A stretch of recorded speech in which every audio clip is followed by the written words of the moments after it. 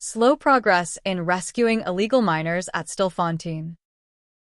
Things off in Stilfontein, where there's been slow progress in the process to bring illegal miners to surface from a disused mine shaft. At least 30 of them resurfaced this week as mine rescue experts assessed underground footage to determine if they can go down there. Police Minister Senzo Mchunu returned to the northwest mining town yesterday, where he met with some of them. He acknowledged that things were more difficult than they initially thought. Newsroom Africa's Ziniko Mhlaba has been closely monitoring developments for the past few weeks, in fact, and joins us live now with some of those details. Ziniko, this is really going to be, I suppose, an interesting week as we get into the week coming, right? Around what are the steps that police are going to be taking now that there has been some sort of assessment by experts as to how things actually look underground in that mine?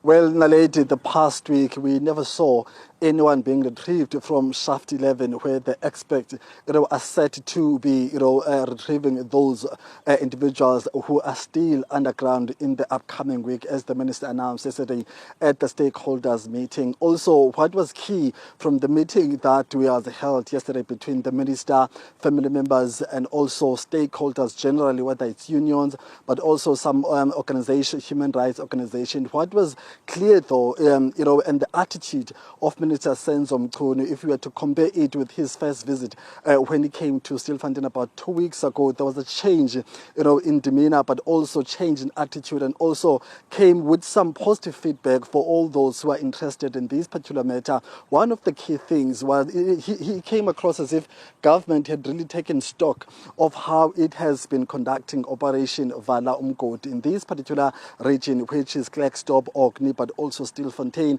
And of course, also the minister, admitted that there were some errors, which were overlooked, when this particular concept of Operation Vala Umgodi was conceptualized initially by its founders. But also he took some time to really, take all those who were present at that meeting into confidence in terms of why was Operation Vala Umgodi started in the first place. What was the reason? So let's take a look. Let's take a listen to this particular bite where Minister Senzo Mchunu is giving context and background about Operation Vala Umgodi and the purpose of its formation in late November 2023.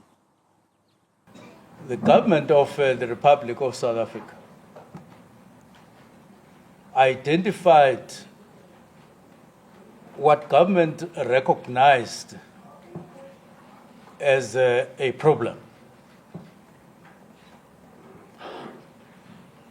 This came in the form of illegal mining, in other words, mining, but by people who do not necessarily have licenses to mine, mining by people, in the majority of cases, who come from outside South Africa illegally. In other words, by people who are not supposed to be in South Africa. That's Police Minister Senzo Mchunu there, just giving the attendees of that meeting some context and background in the formation of Operation Vala Umgodi. Well, we know that throughout the past weeks or so, Naledi, the minister or the operation itself was very criticized by unions, by human rights organizations, in terms of how it's really, becoming torture to those illegal miners who are underground, in terms of not having access to basic service, but also, the attitude of police officers, but also law enforcement agencies, in terms of not being considerate, when it comes to the why people are actually going underground, why are people risking their lives. And of course, those human rights activists and unions and also community members said that, they were participating or they're going, underground due to hunger. And of course, yesterday, Minister Senzo Mchunu gave, a sense of the fact that government government really acknowledges those points, acknowledges those comments in terms of what is it that is really driving these people underground, what is it that is attracting them to illegal mining here in Stilfontein. So let's take a listen to this bite by Minister Senzo Mchunu, where he's really talking about the failures which were committed by those who were founding Operation Vala Umgodi when it started last year. Whoever was involved in crafting Operation Valumkoti, aware or unaware, consciously or unconsciously, they also committed an error. But they were not alone in this. If it was national government alone, provincial government also made an error. Local government also made an error. Various organizations also made an error. The unions made an error by not pointing out that, please, if as you complete this concept and you are about and you've started implementing it, do develop a program to address poverty and unemployment.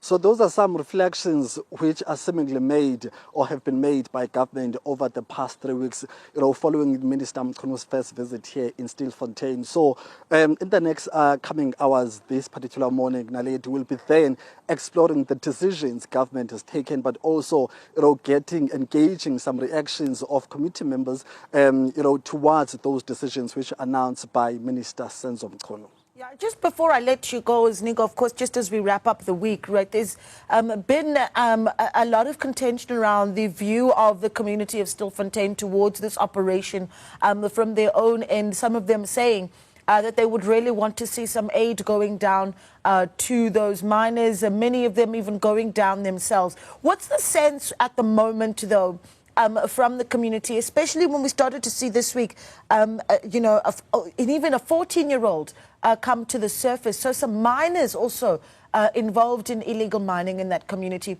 What's the community's sense around that issue? So on those two issues, the issue of the miners, but the issue of the food, let me start with the issue of the food, Naledi. Well, what has been the government's stance on that particular issue, whether people should be able, or whether the people underground should have access to food and water and other necessities? Well, government has been stating that, well, an operational decision has been taken on that particular matter, and therefore there's nothing much that can be entertained in terms of conversations or giving reasons why that decision has been taken. And it has not been clear what exactly is that decision, whether it is the decision of not allowing people to take food to those who are underground, or maybe there's a time frame or there's a certain period in which food will be allowed to go underground. So the official position of government has been that we've taken an operational decision, and that is why we are not seeing people going or taking food underground. So that's as far as how government has explained that issue. When it comes to the issues of miners, yes, indeed, you remember that last Sunday at midnight, we tipped as journalists that there were about 14 illegal miners who had resurfaced the shaft 10, which is one of the interesting shafts here in this particular operation. And of course, on our arrival, we did see those 14 illegal miners being paraded, being arrested by police. But also, as we started engaging with them, asking them questions, we're told that, well, there is a miner who can't really be interviewed by journalists, and it was alleged at the time that he was 14. But since then, no one has said we have verified conclusively that the gentleman who was said to be 14-year-old at that time is indeed 14-year-old. And reason behind that challenge was the fact that those people who are coming out onto the ground or to the surface do not carry identity documents with them. So it becomes very difficult for authorities to really verify somebody's age, However, we've moved to during the week, where about Wednesday, then it was discovered there were about, or it was announced by the Department of Social Development here in the Northwest Province that they were dealing with about 19 illegal miners who were deemed as minors. However, that number was contested, was rebutted by other stakeholders in this particular province, saying that investigations had been done to all the people who have been arrested by a relevant department. So in this case, we've got the Department of Justice, we've got the Department of Health, we've got the Department of Social Development, and of course, each and every one of those departments has a specific role